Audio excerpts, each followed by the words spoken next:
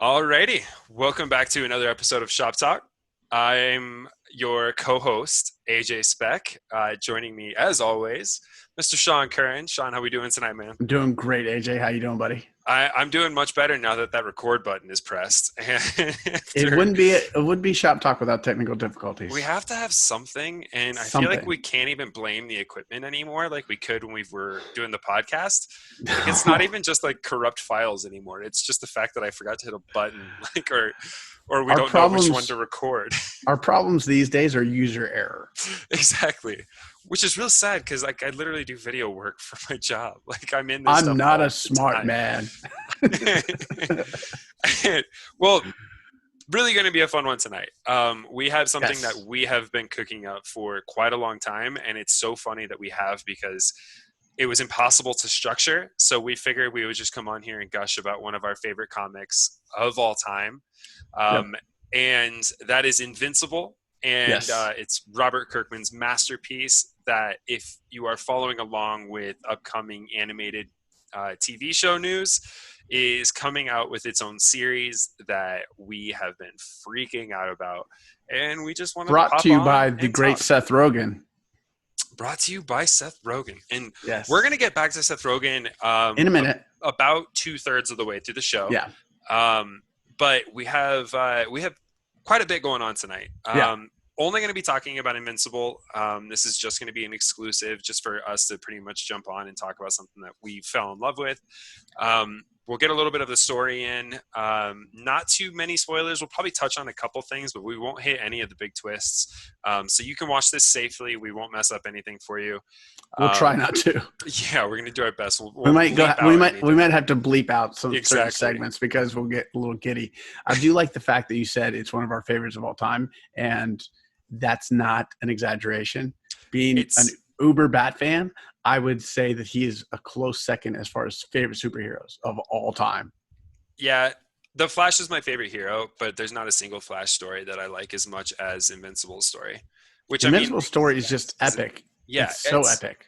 It's Star Wars and Game of Thrones and Game of Thrones without the bad downhill writing and Spider-Man meets Superman meets down to earth. Every guy wants to be this superhero. Spider-Man meets Superman is a very, very good way of putting it. And I would almost say it would be like a Spider-Man meets Ultraman, some of like the heinous acts that happen. But we would be remiss to talk about Invincible and not credit the man who got us into Invincible, since it was the same for both of us, and that is Cody Johnson. Shout out to the International Justice League of Super Acquaintances, IJLSA. And a Shop Talk alum. Which I wish we could have gotten him on this, but Cody's off changing the world right now, and I think he's out of school now, I think. But yeah. He's a busy crazy little guy. schedule. Yeah, he's got a crazy schedule. So, but still, Cody, thank you for introducing this to us. Seriously, it's life changing. It's the only story, and I mean this. It's the only story I've read through multiple times. Yes. And I don't even watch movies multiple times, and I've read all 144, 22 volumes, whatever it ends up being. I've read all of it multiple times now, and so massive thank you. I have it on my list to read again because I've read it twice so far. Mm-hmm. And there's 3 compendiums, which we'll get into. It's a hefty story, but it's a complete story, which is one of the things I love about it, which we'll talk about as well. And that was something that I was asking you earlier when we were hitting on when I messed up the recording. So you were mentioning that you got into it while it was still going on, right? Yes. So Cody introduced us to it when there was probably about, I think, 10 issues left, or at least that's when I started it, and picked up the compendium, which is over there. And that bad boy is only $40. So a little plug for Amazon. Mm-hmm. Get it. It's worth every penny to have so many issues in one book for $40. I burned through that. Then I bought the second compendium, burned through that. Then I found out that I got caught up to it where there was not a third compendium out. There was still 7 issues left. So I started reading all the paperbacks and caught up to it. And then I had to wait week to week, month to month to get the issues. And I was so pissed because the story is so good and so just enriching, Yeah, and it's it just engrossing, man. you Once you, suck it up like a sponge. oh, it's and I feel like that's something that we can talk about without there being any sort of. Well, we'll talk about the progression of the story in a little bit, but Yes. um, I'm both jealous of you for having gotten into it while it was still active, and also like kind of feel bad for you that you got into it while it was still active because of how you mentioned that. Like, I was able to go into it, and when I started, I had I had it on my laptop, and I just started burning through it, and it was one of those things where once I started, it's the same thing that a lot of times you're going to hear this when you hear about Invincible is get through however many volumes. Everyone's opinion is different, but it's a slow burn at first, and it's something that I feel like even the story and the artwork improve as it goes along. And so I had it. I read through probably 12 issues or something, and I was like, I'm just not feeling this. I don't know what the hook is." I even remember there was a post that you were like, "I'm not buying it yet," and Mm-hmm. we were all commenting saying, "Just Yeah. wait till the first big wow moment comes." Mm-hmm. And it was, I remember specifically, it was when I was living back in my last apartment, and I was sitting down, and I'm like, well, I don't have anything to do. I think I had something going on that afternoon. I was like, I'm just gonna jump back in. And this is after having put it down for like probably 10 days, 2 weeks, something like that. And I couldn't stop. And it was over from there. I don't think I stopped reading it any like I don't think there was a day gap between that day and when I finished it. And it's one I of those want to stories tell that's the like, so bad the big first thing that gets you, but I can't and I yep. won't. But we'll get into it. Sorry, There's I'm getting there's ahead an of myself. early, what is that, issue 12? Yeah, that is issue Yeah. 12, isn't it? Mm-hmm. And it was I don't know, it's one of those things like once it hits, it's year in, it's over. um Well, let's start talking about what it actually is. So yeah, so the story how would itself, you, yeah. the story itself is about a kid named Mark Grayson, which I love because he looks a little bit like Dick Grayson, and Hmm. he's the age of Peter Parker and Nick Grayson, and so it's a little homage to those two. Um, he's the son of a writer, Nolan Grayson, and Nolan is actually his alter ego. His real identity is Omni Man. He's a species called a Voltramite, right? Am I saying that right? Viltrumite, yep. And they're like basically Superman. They're invincible, Hmm. and so they were sent to Earth to help mankind. That's the story. And Mark one day develops powers when he's a teenager, and he adopts the identity of Invincible. He saves the day unwillingly, but he did it. And he starts joining up with a group called the Teen Team, which is obviously a riff on Teen Titans. Let me stop you real quick there, because there's going to be some patterns that you see and some themes that Robert Kirkman is not subtle about, and No. it is talking about different comic book tropes that he thinks are ridiculous. Mm-hmm. And up to this point so far, when okay, so Mark Grayson found out that he had powers. He knew they were coming at some point, but he found out when he was working at a burger mart, which is kind of like a burger place, which is kind of awesome because first off, I can't remember what it's called in DC, but there's that burger joint that is in every single city that kind of connects. Like they all love going to this place, but so that made me think of that right away. But when he's out taking the trash out, he throws the trash and it takes off, like I mean flies into the sky, and it goes back to him and he just says finally. And so the next thing was kind of funny because he had a Peter Parker Flash Thompson moment where this dude was bullying some kid, and he said like, why don't you leave him alone? He said, I can, if you want me to include you, I can. And he pushes him, and so Mark Grayson obviously like throws him into a locker.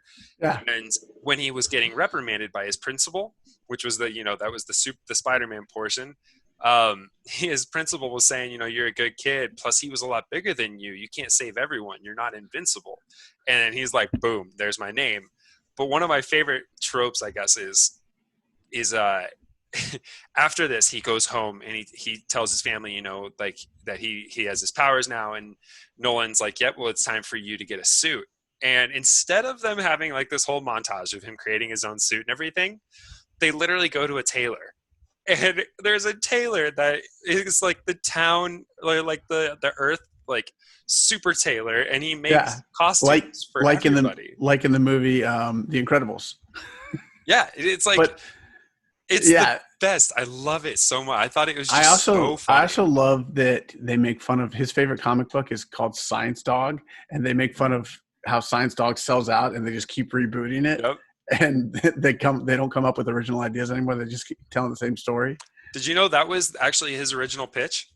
Was it really? Science Dog was Robert Kirkman's original pitch to Image, and it got turned down. He had a mini series, I think, on it. But then when he had Invincible, that he first appeared in Savage Dragon, even though a lot of people think it's Tech Jacket, it was actually a panel in Savage Dragon. But it took off, and so, which is kind of funny because Savage Dragon's wildly popular. Savage Dragon is very popular. I mean, it's still going on. Yeah. But it's like, I feel like, and I could be just a fanboy here, but I feel like it even overtook Savage Dragon. But I mean, I think Savage Dragon is cool, but I'm obviously a fanboy for Mark Grayson. Yeah. So I didn't mean to interrupt you, but I just thought there's like a theme that we're going to be carrying on in terms of tropes that it started right there. So the last little trope was that I was going to mention was the Guardians of the Globe, which would be the Justice League. Like and spitting image. There's like I can't even remember his name, but there's one that's like Batman. There's the Immortal, which is like Superman. There's which, by the way, the Immortal is Abraham Lincoln. Yes, not kidding. It's Abraham Lincoln.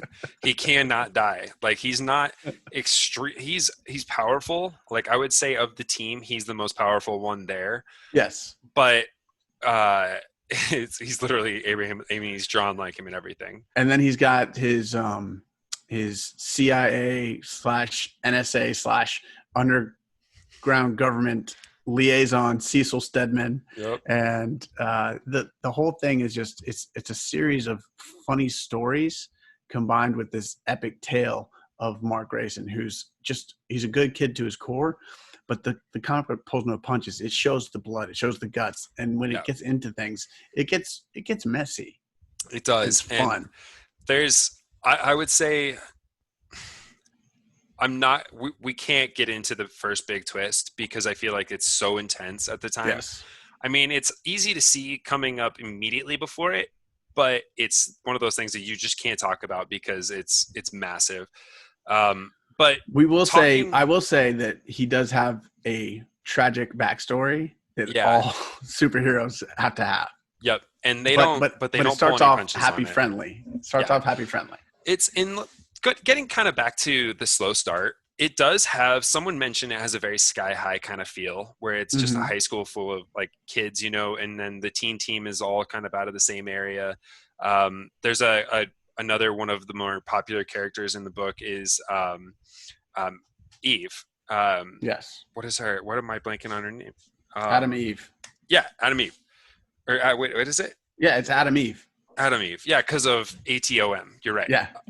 So her whole thing is that she can manipulate atoms, and remanipulate them, I guess. And so, but yeah, so she's out of the same high school, and their first story is like going after a teacher, and it's like kind of a cool little story and everything. But she kind of has this like Mary Jane like look to her, red hair, and so, like red hair. She's like just out of his nerdy reach. And she's dating Rexplode, which is one of the funniest character names ever. I know. And he's actually, we'll get into characters, the cast in a bit, but like this team is just so awesome. But there's there's Robot who actually leads the team, which is really, really cool. And we'll get his back story to him arc is insane. But anyway, so kind of projecting a little bit further after like the high school type kind of theme, there's college that gets there, and this is after Mark now has his powers and he's kind of exploring them more and more, and he's branching out and he's fighting every day. He's fighting with Nolan. They end up fighting against the Flaxans for the first time, the alien race that just dies off really quick. So they're repeating there's a lot of repeating characters, but they evolve in each time that they fight, which is really fun. It's really long form storytelling. There's a lot of really long stories that There's happen within the good book. guys that become bad guys that become good guys. People evolve, and it's not just the same regurgitated trope. Exactly. And the cool thing about this is that there's really only two characters that can't die. And one I'm not going to talk about because it's a very big point late in the book. Yes. But the other one is obviously the immortal who we talked about, who's Abraham Lincoln, who literally just can't die. Like, that's his whole thing. That's his shtick. That's his shtick. Exactly. And they kind of mock it. So it's not there's no spoiler or anything there. But so the story kind of takes off it goes from this like high schoolish kind of theme to space. And how would you explain, like, I was gonna wear my Alan the Alien t-shirt. Yeah. But it's a little, I think it shrunk kind of here-ish. It looks like the shirts after, I can't even talk about that either. Looks like this, yes. I know what you're talking about. Gosh. But there's a character called Alan the Alien, which on the show is going to be played by the great Seth Rogen. Boom. But he is a pivotal character and pivotal part of the series where once space is introduced, Mark's world gets flipped upside down. And basically he's shown that there's a greater purpose to his species that he didn't even realize. And his world is not what it seems. And then the story takes off from there into more of a sci-fi superhero story, which is more like kind of like parodying and kind of similar to like the Green Lanterns and things like that. Yeah, I like that. I like that comparison a lot.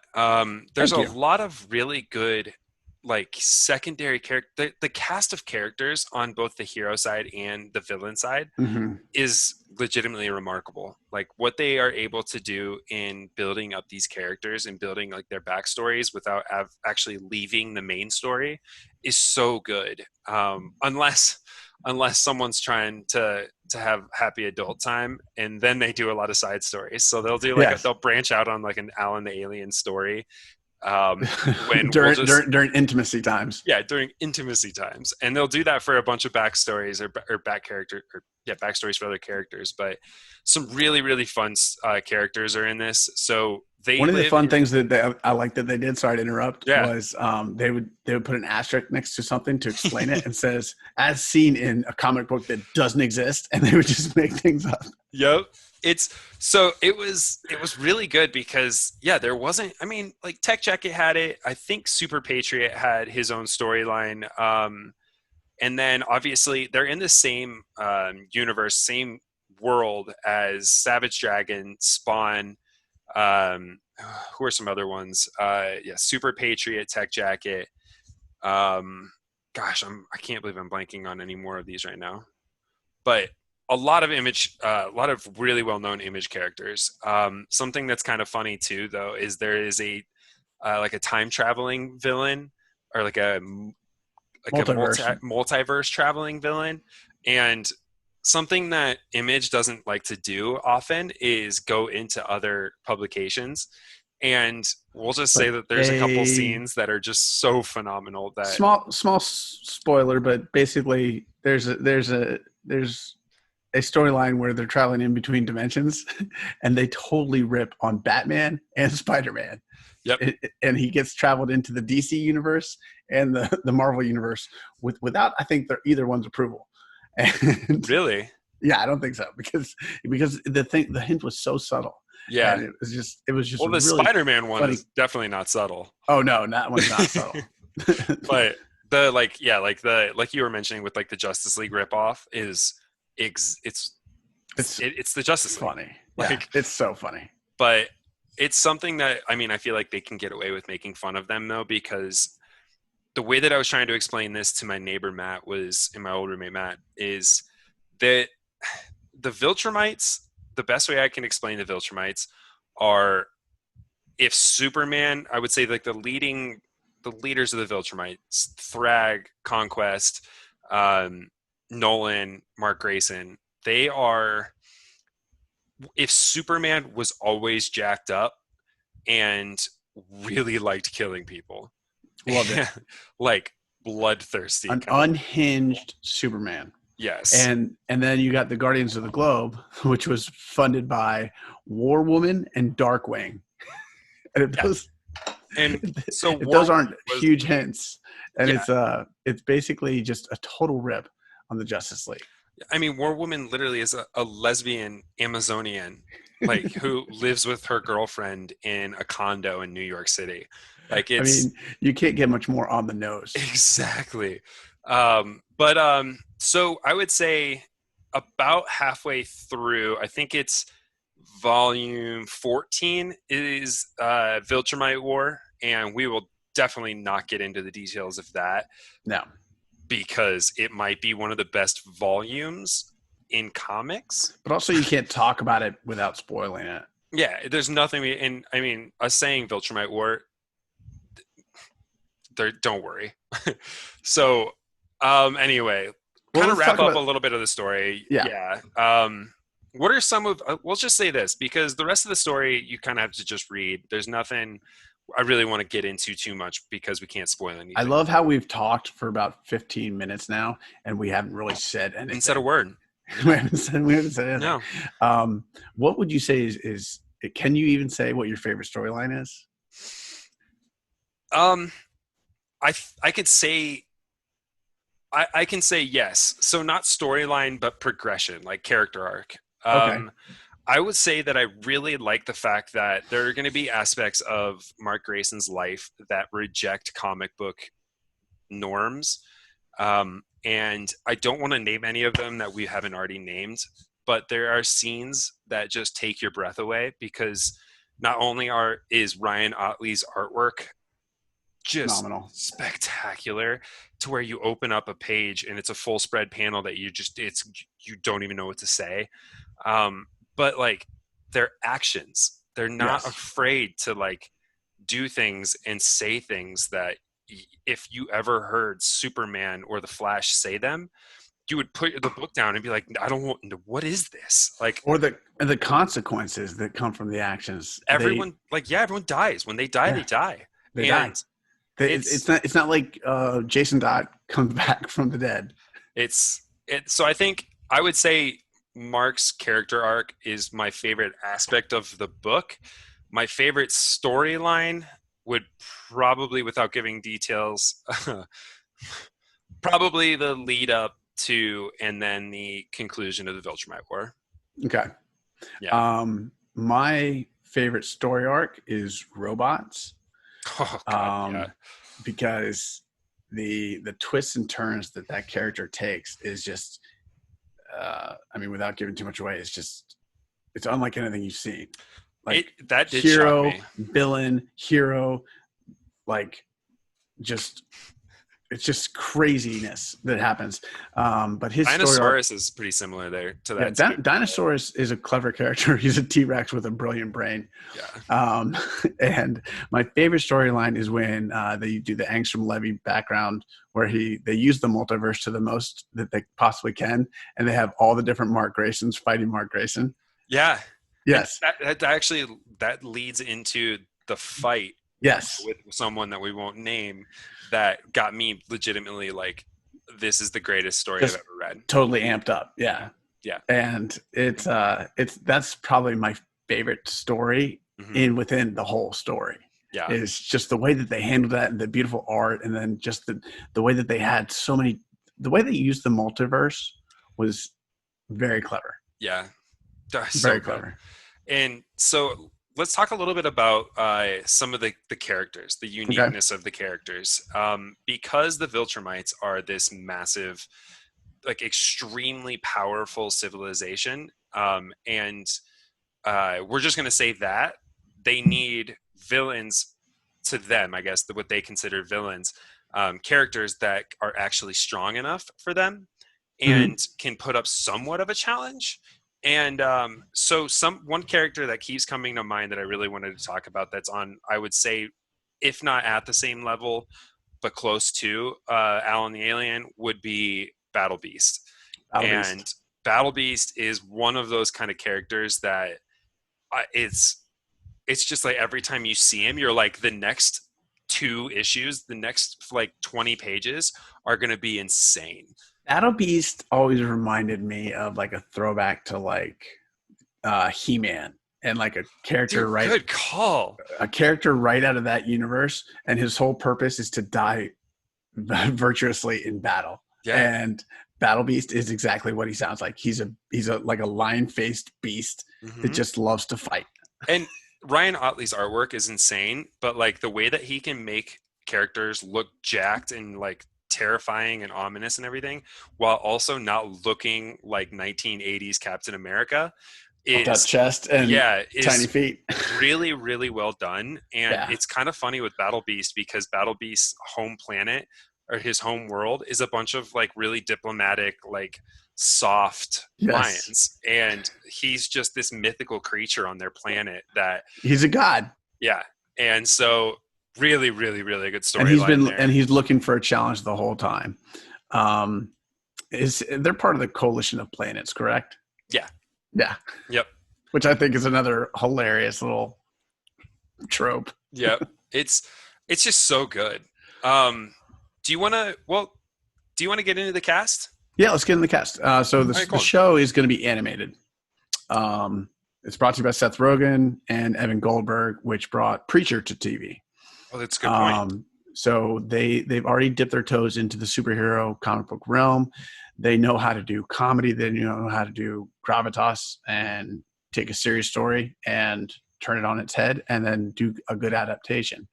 So I think the right platform for it was animated, just because it would be too much, and I don't think they'd be able to pull it off if it was live action. Yeah, and it's something that not only would they not have the budget, but they wouldn't have the time.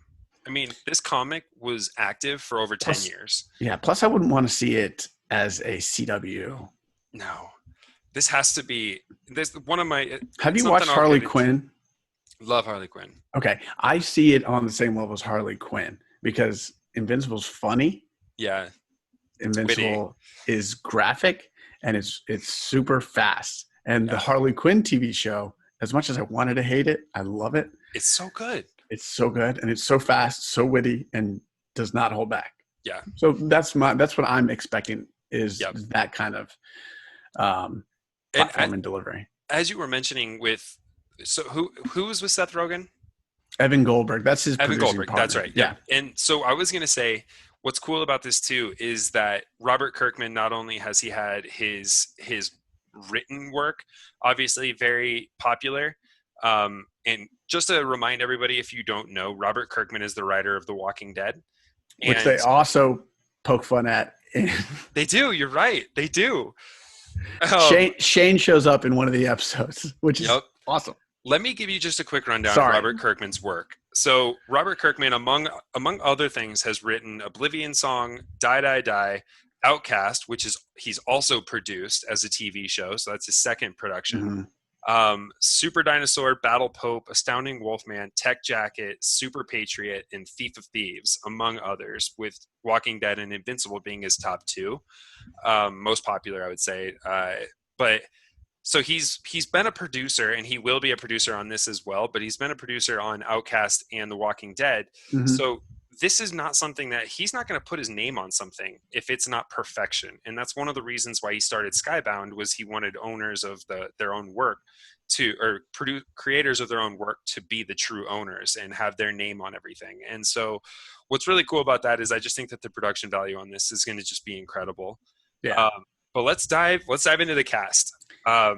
So Mark Grayson, Invincible, is going to be voiced by Steven Yeun, who is best known as Glenn on The Walking Dead, who, fun fact, I met at the Lenox Mall in Atlanta. Really? Yeah. This is how the conversation went. Glenn, he goes, actually, it's Steven. I was like, I know, I'm sorry. I'm just really excited. I'm a huge fan. I don't want you to die on the show. Can I get a picture with you? And he was like, yeah, he started laughing at me. And I'm just trying to buy a pretzel, bro. Dude, I'm just trying to shop at J. Crew, just like you. I'm with my girl. Leave me alone. But he was a super nice guy. But I was such a fanboy. And Glenn was my favorite on The Walking Dead. Yeah. And he's a super talented, really funny guy. And he's going to kill this role. His voice is going to be amazing. And so speaking of voices, we've got J.K. Simmons, who's going to be playing Nolan Grayson or Omni-Man, which is perfect. Yeah, J. Jonah Jameson. So he's been J. Jonah Jameson. Obviously, he's also been Commissioner Gordon. Commissioner Gordon, thank you. Among many other things. Briefly, but it'll live on next year in Justice League. We'll burn through a couple real quick. So we got Zazie Beetz is going to be playing Amber Bennett, which is one of Mark Grayson's love interests, which is also, I would say, she could be. Never mind. We got. Oh gosh, this is going to be almost impossible for me. Chris Diamantopoulos. He's fantastic. So I didn't recognize him until I saw his picture, and he's actually like the cocky rich bro from Silicon Valley. Yep. He's three commas, bro. Yep. Tres commas. I love his casting because he's going to be Doc Seismic, who is like he's a super villain, and he's really dangerous, but he's absolutely just screw loose. Yeah. So that's going to be fantastic. He's going to be good. Walton Goggins from Justified, among other things. Walton Goggins is fantastic. He's Shield. Going to be Cecil Stedman, yes, which is going to be a great. This voice cast is insane. I didn't understand that casting, but I love it. Yeah, I do too. I thought it was going to be like an older voice, but I think he's going to knock that out. Walt Goggins is really great. Yeah. So we got Greg Griffin, who has done a ton of voice work for Fairly Odd Parents, and Danny Phantom is going to be Shrinking Ray, and Amanda, which is Monster Girl. So she is a young actress who I think is going to do really well. Kevin Michael Richardson is one of the most iconic voice actors of all time. We don't have enough time in an episode to go through all of his work, but some of the things that he's done has been, he's going to be Mahler 1, Mahler 2, and then Monster for Monster Girl. The Mahler twins. That's awesome. It's going to be fantastic. But he is from, from Family Guy. What's his name? Oh gosh, there's a ton of, I'm sorry. So anyway, but we'll keep going. Mark Hamill, obviously Mark Hamill is going to be Art. And he is the tailor, the designer, which is going to be awesome because Art is all over the place in the story. Jillian Jacobs from Community is going to be Adam Eve, and her. I'm so glad that humor. You said from Community because she is fantastic on Community. Oh yeah, of course. So we got Melise, who I didn't actually know, but she's from a couple different Nickelodeon shows, is going to be Duplicate, who is a really fun character that has an awesome name. She she literally good has storyline too. Yeah, that's true. Jason Mantzoukas from The League and Big Mouth, and anytime that you see a hilarious, like, kind of creepy man in any sort of show with a lot of hair, that's Jason Mantzoukas. He is going to be Rexplode, which is going to be phenomenal. He's hilarious, and he was most recently on Brooklyn Nine-Nine. Yes. Yep. And he is always the wild card. Yeah, he's kind of nuts, but he does it so well. He does so well. Andrew Rannells, who actually won a whatever the award is, the Tony Award for Book of Mormon.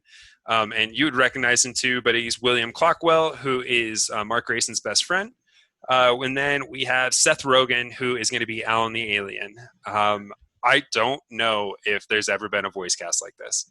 Well, and then you also missed one of my favorites, Zachary Quinto as Robot. Oh, I did not know that. I did not have that one. Yes. Good call. So, insane cast. Insane cast.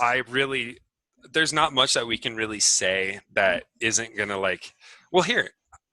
We can't even ask a question. Ross Marquand from The Walking Dead. He also has a video of doing all these impressions. Okay. He's playing the Immortal. Who is that?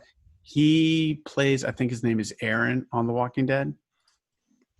Nice. So yeah, crazy cast. It's awesome. I think honestly is probably if with this cast, my dream scenario is that they have Ryan Otley's artwork. If they can get Ryan Otley's artwork in animation style, this has the potential to be the best animated show. I mean, I don't just know a home what run to compare it to. It's a home run, and there's so many stories to tell. I mean, how long is it going to be? Do we know what the build out is going to be? I have no idea. I would love to see it just be 8 episodes for the season 1. That way they can stretch every story out. I mean, they don't introduce Thrag until at all the first season, so they haven't even cast his name. They there's so many like colorful characters like Conquest later that are going to come up that they haven't cast. Thrag has an incredible storyline. I don't know, man. I feel like there's a lot of things that they could do and that they haven't done. It's not going to be a short series, which makes me really excited. So we're going to be having Invincible on TV for years. For years to come. That makes me really, really excited. So yes. So let's round things out. I just want to hear, what are some of the things that are on your wish list for this show? My wish list is that multiverse fight between all the Graysons. Yep. I don't know if they cast or who they cast as Angstrom Levy, but I'm looking forward to seeing him. He's a really great character. That's a good call. I didn't see Angstrom. No, I didn't see him either. But he's got to be in the first season. Yeah. And I'm really excited when they get into the series to see how they do Dinosaurus. Yeah. Yeah, Dinosaurus has one of the best, maybe not best storylines, but like one of the more intense parts of this show. Because I feel like this story, because I feel like he brings out a part of Mark Grayson that no one else could. He comes also at a moment that's unexpected and vulnerable for Mark, and turns his whole world upside down. The whole thing. And the logic behind him is fantastic. It's insane. And there's so... Gosh. I hate that we can't do that's spoilers. one. I know that's probably one of my wish lists, is that they do not, like, they cover up and they can execute on any of the 20 twists that are in this story. And I'm not exaggerating when I say 20 plus twists, and I mean big, big things.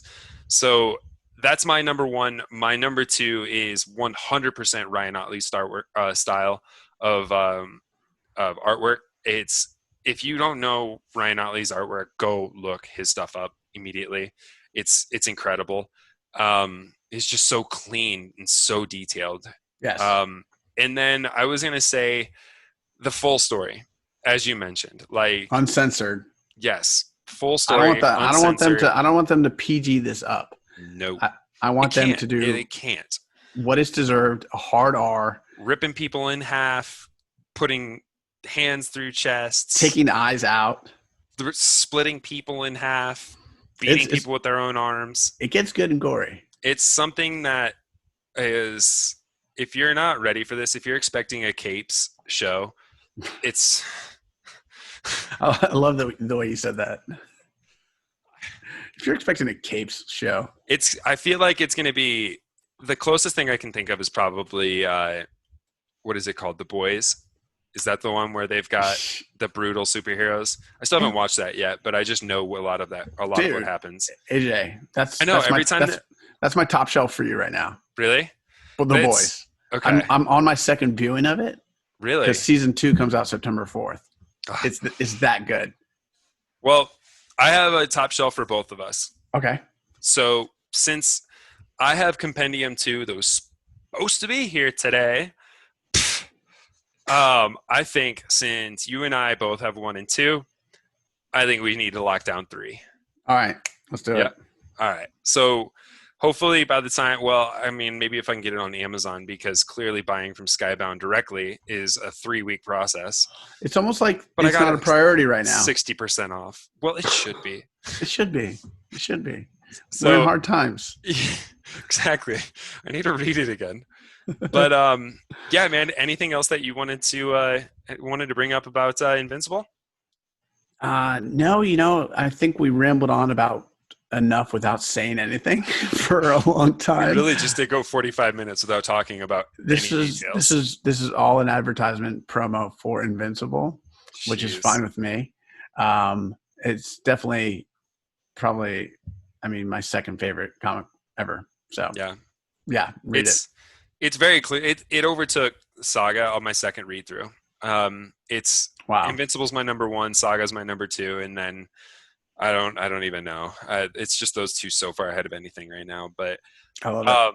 before we jump off, I did want to say I am wearing my Everyday Astronaut shirt, having just watched SpaceX successfully launch and land their SN5, the serial number 5 Starship prototype, with a single Raptor engine offset.